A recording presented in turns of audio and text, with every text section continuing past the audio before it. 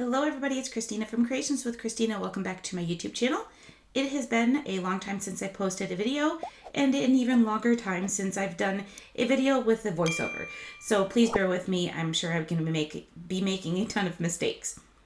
I am working on just a quick home decor project for Valentine's Day. And I'm starting off with this piece of chipboard. It's a real nice thick chipboard that I picked up from Hobby Lobby. I think it was like $4. Used my 40% off coupon. And I'm just painting that with some chalk paint. It's by Folk Art, Home Decor Chalk Paint by Folk Art. And it is the milk bottle color, which is probably one of my favorite colors in chalk paint to use for doing home decor items. And I'm just putting a layer of this chalk paint on this heart. I ended up actually putting 3 layers on and getting a nice solid fill of the chalk paint onto this heart. I'm so out of practice with doing videos that I have no idea what I did with the clip for how I set this sentiment up in Cricut Design Space. But my sentiment is, you will forever be my always. I cut this out using my Cricut Maker on some gunmetal foil vinyl by Cricut. And I like this vinyl. It's kind of thick, and it's hard when you're doing thin sentiments to pull the outer parts of your vinyl off when you're just trying to weed it out.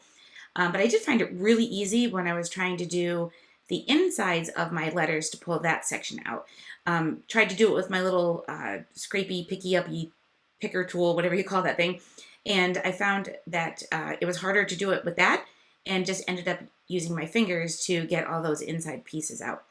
Now, one of my favorite little hacks that I recently found, which was on a video, I think it was a Cricut TikTok hacks that somebody had posted a video, I forget who it was, but it was to use your lint brush or lint roller to stick your little scrap pieces on. I thought that was a great idea and worked out great, and I think I'm going to be doing that all the time now when I use vinyl. For my actual sign that I'm making, I have a wood sign that I picked up at Hobby Lobby, and the backing to that is a lighter veneer, I'm not even sure if I'm using the right words, backing, but I was worried that if I used a masking tape to transfer my sentiment over to my board, that when I peeled off the transfer tape that it would peel off some of the board. So I went with a lighter tack transfer paper.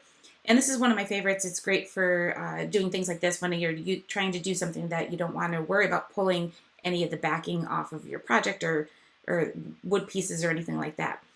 It sometimes can be tricky to use. I don't use this one very often, but I figured with this that it would be better to use the lighter tack and transfer that out a little easier. So what I'm doing now is just taking my sentiment that I transferred onto the transfer tape and measuring it out, making sure I'm nice and straight, and adhering that down using my little squeegee tool for adhering and transferring that onto the board. So that masking tape peels off so much easier than if I used a strong grip transfer tape. So now that I have that done, my heart is all ready to go, and I just used some hot glue, and I'm just going to glue that right down into next to my sentiment.